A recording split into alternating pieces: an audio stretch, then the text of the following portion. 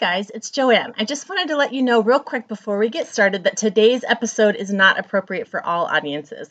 While we don't use any curse words or overtly sexual language, we are discussing sexual situations between consenting adults. So if you have your kiddos around, pop in your headphones. Next thing I want to let you know is that Annie and I had such a fun conversation that I have way more Annie content to dish out. She had 3 different funny first date stories. This episode only contains 1. The next 2 may either come out in a bonus episode or we may save those conversations for our compilation date episode, which will be coming out soon. Either way, you're going to want to follow the podcast so that you can hear Annie again. You are listening to the Fancy Free podcast where my guests and I tell our most embarrassing funny stories so that we all feel less alone in our imperfections and forge connection through vulnerability and humor. I'm Joanne Jarrett and I am your host, and today I have with me Annie Wooden. Annie is a business owner and mom to an amazing Jack Russell named Walter Cronkite Wooden, which for some reason I find so funny. I was laughing right out loud. My husband's like, "What are you laughing about?" I'm like, I don't know why it's funny, but Annie's dog's name is Walter Cronkite Wooden. It's just so perfect. Anyway, Annie has owned the weekly paper in her hometown for 5 years, and she grew up in rural Montana, but she's traveled the country. Annie, thank you so much for being with me today. Well, thank you. And I do have to correct you. It's Walter Cronkite Wooden the first. No, that was when Scott asked me what I was laughing about, I looked again and then I was like, oh my gosh. And I forgot about that. I'm like, it's even better than I thought. It's Walter Cronkite Wooden the first. It's very official and he wears bow ties, so he deserves the first. And he's like the mascot for your journalism. He is. Adorable. It's so cute. Okay, well, fill in the blanks. What did I miss about who you are and what you do? That's me in a nutshell. I grew up in a small town in Montana, and when I grew up, I couldn't wait to get out of here and moved across the country, studied journalism, worked at all these fancy newspapers all over the country, went to college, got married, got divorced, just wanted to be home after that. And now that I'm back in my hometown, I'll never leave probably. I live about 15 minutes from my parents. My first job was at the Sanders County Ledger, and hopefully it'll be my last. I look forward to retiring from there someday. And I'm very busy in my community. Today, we were at a homecoming parade. Walter had a blue and gold sweater for homecoming and a special bow tie on. Oh, I love it. Okay, is there a picture of that? Because if so, yes, I will text that to you. Walter has his own Instagram page, so you can follow him at Walter Cronkite Wooden the first. I'm, involved in my church. I'm the president of the chamber. You just have to do what you have to survive in a small town, especially as a small business owner. It's beautiful here. I spend a lot of time outdoors. Walter and I like to go kayaking and hiking, and I'm definitely living the dream because when I moved home and bought the newspaper, one of my friends from high school, her mom said, you told me in high school you were going to come back and buy the newspaper. I said, oh, really? Well, there you go. I never thought I would own a business. I didn't really know how my life would end up, but everything happens for a reason. And I love being here. And so that's me in a nutshell. Oh, that's so awesome. So listeners, if you didn't catch that, Annie owns the business that gave her first employment position. That is so amazing. All right, Annie, tell the listeners how we met. Well, this is awesome. So your husband, I had an appointment to get a root canal from him. And I remember walking in the room and you and I started chatting, and then we were chatting more. And after about 10 minutes, he looked at us and he said, can we start now? And so I feel like, and then I had to go to a follow-up, and I feel like my appointments with him should always be at least a half an hour longer so that we can catch up. Absolutely. When I first met you, we instantly connected. I was like, oh, we're going to be best friends. Oh my gosh. It's so funny. I told my husband, I'm like, I can't believe she lives in Plains. Or actually, you live further than Plains. Plains is the furthest practice where we go, and it's about an hour 15 from our house. I'm about a half an hour past that in Thompson Falls. Yeah, so crazy. So I'm like, I can't believe she lives so far away. If she lived near us, I just know we'd be friends. I just like her so much. It's probably better for everyone that we don't live close together because we wouldn't get anything done. We'd be making mischief all the time.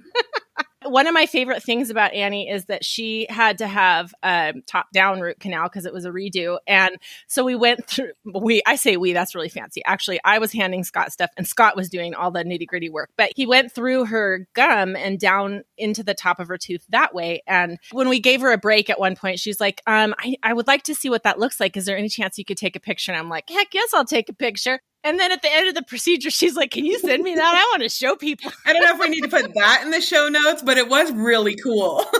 True. Yeah, that might be kind of a trigger for people. And I actually, because I'm a good girl, I erased it from my phone, even though it didn't have her name associated with her or anything. But I did not erase it from my phone until after I showed my daughter. So I was like, you got to see this.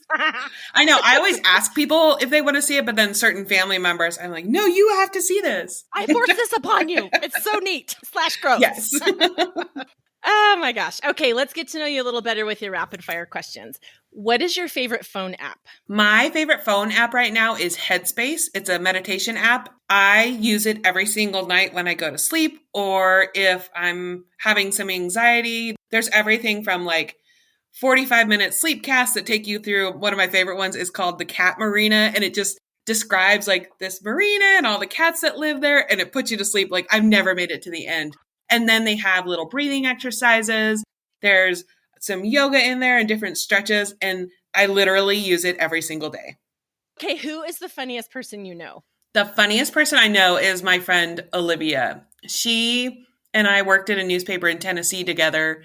And the day I interviewed there, it was kind of like when I met you. And I was like, oh, this is going to be fun. I haven't lived there in a long time, but I go back every couple of years and she and I meet. We travel across the country, mostly like to food related places so we can eat interesting food. We talk every day through Marco Polo or through texting or emailing. And I know someday we're going to have a podcast or write a book because there's always funny crap that we're talking about. I'm so there for that. Like she knows all my secrets. She's the person that when I die is going to have my passwords and tell everybody on Facebook that I'm gone. And so clean out the top of your closet before anybody gets to it, that kind of thing. I just told her the other day, I was like, make sure my mom doesn't go through my dresser. Exactly. I have similar pacts with sisters-in-law. I won't make yeah.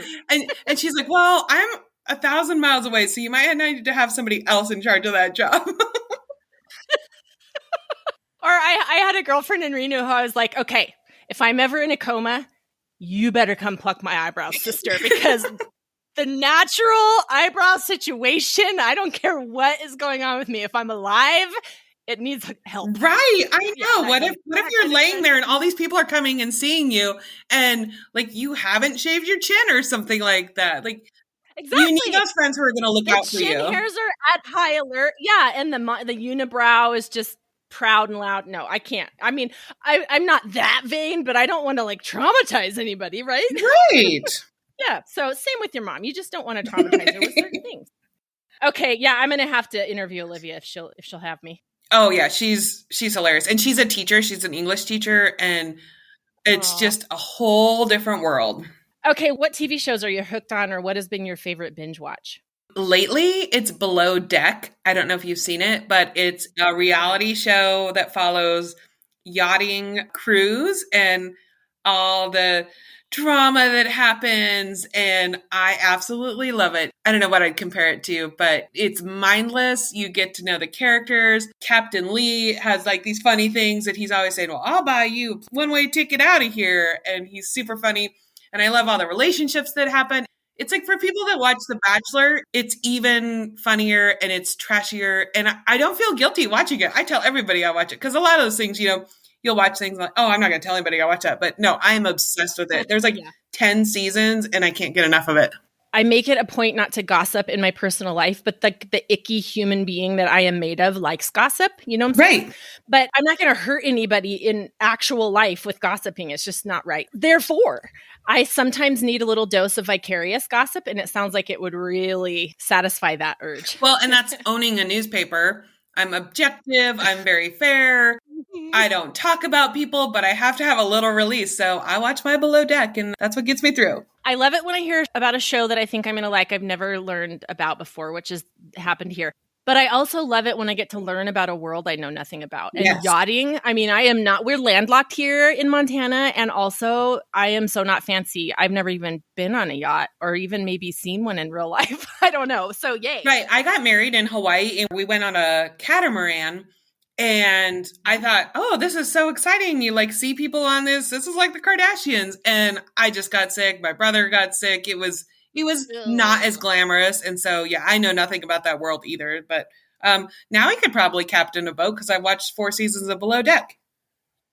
You know what you're doing. You've had your education. Oh, that's funny. Okay, if you could have any celebrity be your best friend, who would you pick? I would be best friends with Jimmy Fallon and Justin Timberlake. I think they're so funny. It's not even like an attraction thing. I just think they're amazing humans. I don't know. It just all comes back to the shenanigans for me. I have such a stressful job that I like letting loose and having some fun. And I just want to like hang out with those guys, write some songs, hang out in the Hamptons. That's my dream celebrity friendship. What's going through my head right now is Dick in a Box. Yes. Talking about? Okay. I have a really good group of friends here. And 2 years ago, one couple dressed up as the 2 guys from Dick in a Box. I love it. It was awesome. And they didn't tell anybody. And so when they were like the last ones to walk in the party and everybody was just like blown away. It was amazing. I love it. Oh, that's so funny. I guess we're dating ourselves a little bit, although you're a lot younger than I am. But yeah, it's classic and timeless. Anybody curious, just look it up. You'll be able to find it easily. Okay. What is the silliest thing you have an emotional attachment to? Probably my mom's Tupperware. So she has this salad bowl and it's the old gold 70s Tupperware, and it has the salad tongs with it too. And there's a picture of me when I'm probably 6 months old and I'm playing in the Tupperware, and she still has that. And it's the best salad bowl. Those salad tongs will never break. And we have a big ranch in Montana, and I don't care about the ranch. I just want the Tupperware. I want the salad bowl and it will be mine. Yeah. Oh, that's awesome. Yeah, I have to know, does it have like an accordion top or is it a flat, smooth top? Nope, it's the accordion. That's how you get the best seal. I can picture it. I'm picturing it. Okay, yes, totally.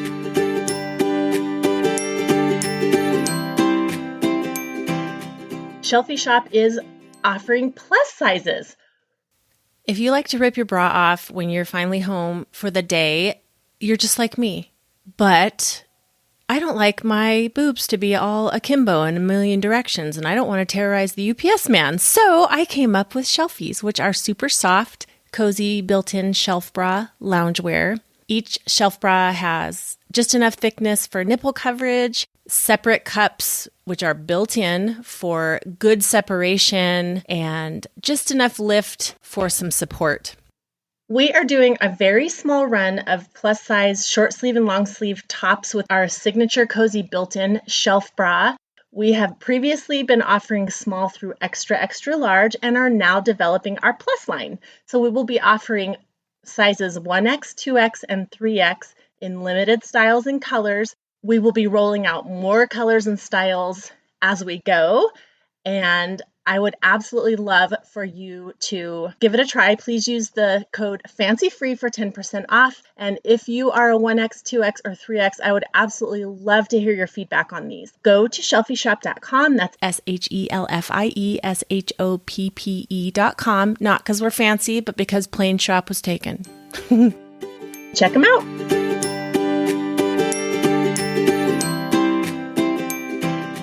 Okay, well, as you know, the point of this podcast is to tell some not so fancy moments that we've had in our lives so that the listeners remember that nobody's as fancy as they look and so that they can see how people bond so quickly sharing these stories. So what do you have for us today? I'm 42 and divorced. So I seem to have, I don't know if it's growing up in a small town and just being naive, but my first date stories are ridiculous. So my best one probably is I went to North Idaho College and then I transferred to Colorado State. And my first week at Colorado State, my best friend moved down there with me. New city, more people at the college than any town I've ever lived in, just in the college. And I meet this guy and he's a realtor and he was super nice. I can't even remember how we met, but I meet him. He sends me flowers to the newspaper office on campus the first week. And my coworkers were like, whoa, how'd this happen?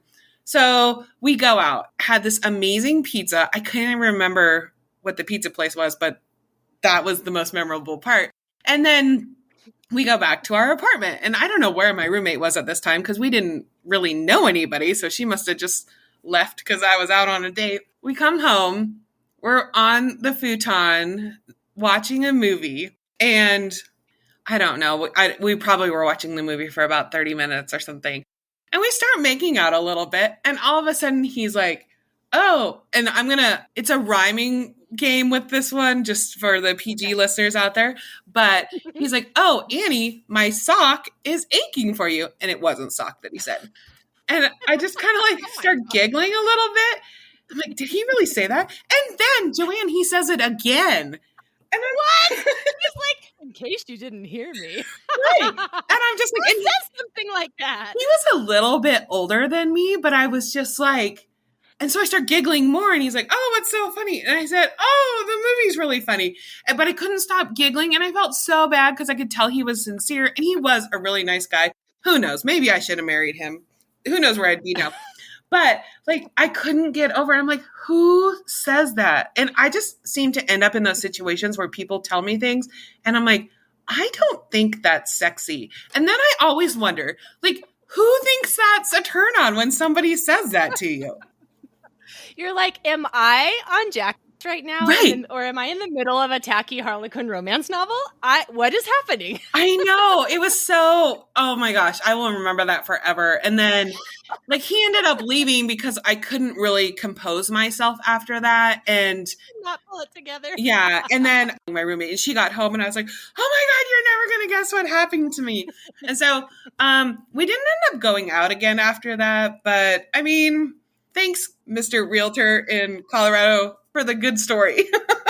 I hope this man and his aching sock found his perfect mate.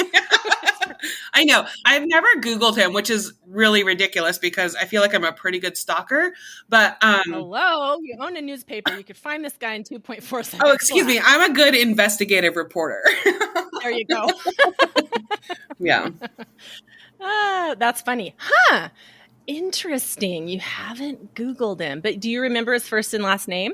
I do. Okay. And did he go running for the hills, or were you guys just like, this isn't going to work out? No, I think it was just a mutual, like he was probably 5 or 6 years older than me, and I was 21 at the time. So 2021. So he probably, I don't know. I guess I'm kind of sitting here thinking like, I wonder what he saw in me, but apparently his sock saw something in me. So that's my best first date story. And I don't know if I can really top that. It's kind of funny because, as I said, I'm divorced. I live with Walter Cronkite Wooden I in a small town in Montana. And people will often ask me, oh, are you dating anyone? I'm like, no, I either grew up with everyone or I used to work in the public assistance office. So some people refer to it as the welfare office. But I either grew up with everyone, or I know their history, or they've been in the newspaper because of prison things or whatever. And I'm like, no, there's not really a lot of options in this town. And so the funny thing is that I say I have high standards because, and I love where I live, don't get me wrong, but I have high standards because I need somebody who has all their teeth and can drive a tractor. And surprisingly... That Venn diagram is a sliver, right? Like that does not seem like it would be that hard. But you can't teach teeth. I can teach somebody to drive a tractor, but you can't teach teeth. That's where I need your husband, I guess. We are doing our level best to keep the teeth in your town healthy. Right, I know. Oh my gosh, that's cute. Well, Missoula is just not that far away. I guess it is pretty far away for you, actually, now that I think. It's not too bad. So because of my job and just that I do a lot of things all by myself, I haven't left our county in probably 3 months because you can get everything delivered. My brother lives in Missoula and he'll come home and I'll say, hey, will you bring me this? Or my parents are going to doctor's appointments. When I met you and I traveled 25 miles to get a root canal, that was a big experience for me. banner day. Yes. Well, that's actually really cool because you live in this charming little awesome town, although I'm sure it's not like Hallmark movies make it out to be, but and then you don't have to leave. You still have everything you need. You're not sacrificing anything. So that's so awesome. By the way, I remember so well wanting to do nothing but leave the place where I grew up. Right. And then I ended up going back to, it's like you just don't know what home feels like until you're gone. And you know, you gotta go experience the world, but sometimes where you came from, there's just nothing like it. So, and that's one thing I tell kids is that you have to go experience. I don't care if you move back here. I don't have any kids, but I'm the fun aunt to all my friends' kids, but you have to get out. You have to experience the world. I lived in like 7 different states when I was in my first journalism career. I met so many amazing people, met best friends, and brought all that experience back here. And I think it only helps me as a business owner in a small town in my hometown. I didn't just stay here, and that's fine. Some people stay here and that's totally fine, but you have to have a little bit of experience in the world to come back and appreciate where you came from. Yeah, for sure. If you've experienced the world, then when you come back, people see you with that in mind, and it's a little different than if you've never left. Right. Like now, if I went out with somebody and they said their sock was aching for me, like I would know what to do. Yeah. Oh, that's so cute. Okay, tell me about your Craigslist story. Oh my goodness, the Craigslist story. I forgot about that one. So I had this idea that I wanted to create like this little sanctuary office in my building and have a space where if I'm working a 16-hour day, I feel comfortable and it's my style and it's kind of a shabby chic style. And my friend was building me an office and I needed some doors and I really wanted a barn door. So I get on Craigslist and there's these 6 barn doors for, I don't know, $150 or something like that over in Idaho. Like, oh, this is perfect. I'm totally going to get these. So I email the guy. He's like, yeah, meet me at this point at this time. I love a good true crime podcast. So I took a friend with me because I don't want to get kidnapped or murdered.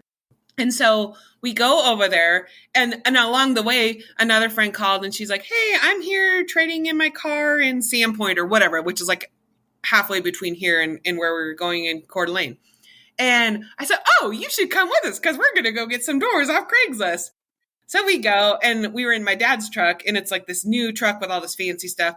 We go there. We're having a great time. We pull up and this is a little judgy, but like it's a total crack house. There's an eviction notice on the door. Like the yard is torn up. It looks like it's about ready to be torn down. And it totally was. Your spidey senses are on high alert. You're like, yeah, I see evidence. There is chaos here. Right. Like I have listened to plenty of stories where you get in a basement and then they don't find you for years because they bury you. Mm-hmm. So I'm knocking on the door. And of course I didn't have the guy's phone number. I don't know because I'm not that experienced in Craigslist. Now I am. So I'm emailing the guy. I'm not hearing back. And I'm like, gosh, you guys, I don't know if we're in the right place, whatever.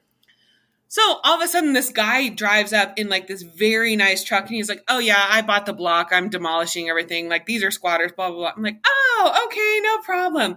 So we go to load up the doors and we're having a great time. And I didn't have any like tie down straps or anything like that. All of a sudden I go to get in the truck and I locked my keys in the truck.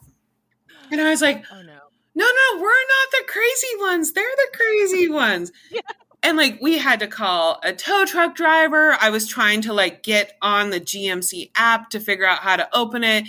And of course, my parents don't know the technology and stuff. And the guy, he was so nice. He sat there and waited with us for like an hour and a half. Aww. There's these like 3 middle-aged women. We're like, no, we totally got this. And we totally didn't have it. You roll up on the scene like you're the normal ones. And then that happens. I know. But he was like super helpful. And of course, since I'm a really good investigative journalist, I found him on the internet and like sent him, because I wrote my editorial that week about it, about like this whole experience and how people are good. And I sent it to him, but I never heard back from him. So I'm probably like on some kind of restraining order somewhere. Maybe he never got the email. That's what I think all the time. But like somebody came in my business the other day and I don't know. I'm very transparent and it doesn't matter if I'm talking to the governor or like a kindergartner, I'm going to be the same. And somebody came into my business a couple weeks ago and he's shipping a UPS package because we're in an outlet for shipping.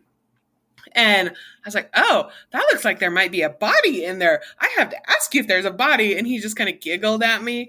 He's like, oh, no, not a body. I said, well, I would know because I listen to a lot of podcasts. And I do know that you don't use a wood chipper to get rid of a body because they can find a piece of a fingernail. And he kind of giggles, but I can tell he's getting a little uncomfortable. And I'm like, yeah, nobody's seen my ex-husband for a long time. So, and at that point, I think, okay, shut up, quit talking. Slowly backing out the door, like, that's okay. I'll drive to Missoula to mail this. Yeah, he did pay me. He did ship his package. And then it was funny. He came in this week and I said, just so you know, like, I didn't kill my ex-husband. I'm sure he's fine. And I said, I promise not to tell you any scary stories today. And he just started laughing. And I was like, oh, goodness. You made his week. He had a story to tell everybody he met. I know. He probably went home and was like, don't go to this business because the lady's crazy. That's so awesome. So is that like small town for you where you can go to the newspaper to mail your UPS packages, or do you own another business too? No. So we do everything. So we're a weekly newspaper and that's my bread and butter. We're going through the shift just like any other small business in the country right now where it's hard to find employees. So I'm like, what do I do? But at my core, I'm a newspaper. I will always do a local newspaper, and everything we print is written by me and my part-time reporters. It's all local, and I love that about it. But you have to diversify a little bit. So we sell office supplies. We're like one of 2 places in town where you can still send a fax. We do UPS shipping. I have a sign shop. We do like photo canvases and photo prints. Notary? Do you have a notary? I do have a notary. I knew it. I'm getting it now. Okay. Yeah. Awesome. People need to be able to get services locally still. You can't buy everything on Amazon and you can't immediately go to your phone for things. You still need small businesses, which I'm thankful for.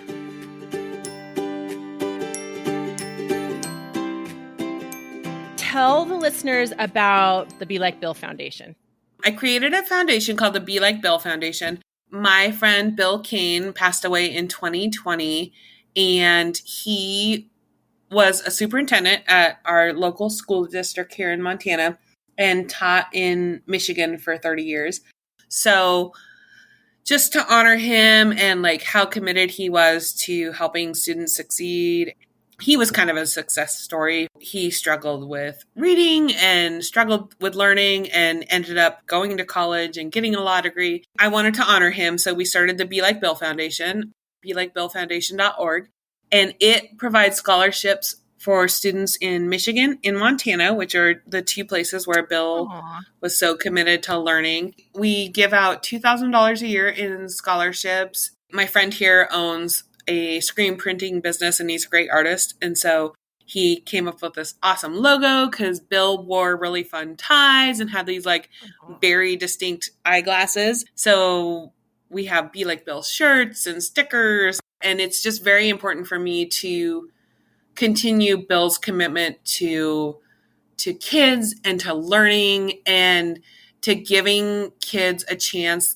that you wouldn't think like, oh, they're going to go to college, they're going to succeed. He was one of those kids that somebody believed in him and he believed in kids. So I really want to continue his legacy for helping out everyone and making sure that everybody has a chance to succeed. That is so awesome. We will link to that in the show notes too. That sounds like a really worthy cause. So how do you donate to the Be Like Bill Foundation? You can go to belikebillfoundation.org and you can donate directly from there. You can buy a shirt or a bumper sticker or just make a donation. We do a lot of great things for kids, and I know he would be really proud of what we're doing.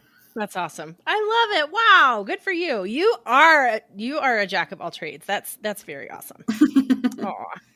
All right. Tell the listeners where they can find you online and Walter Cronkite Wooden the first. Yes, let's get back to Walter. He's the star of the show.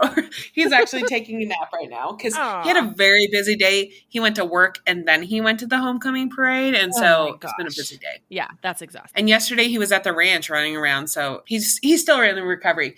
But you can find my newspaper at scledger.net.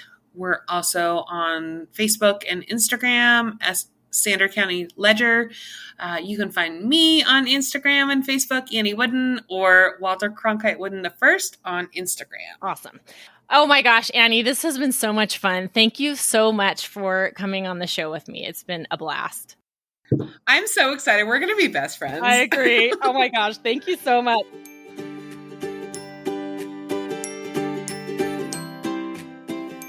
Thank you so much for listening to the Fancy Free podcast. We will see you next time. And remember, no one is as fancy as they look.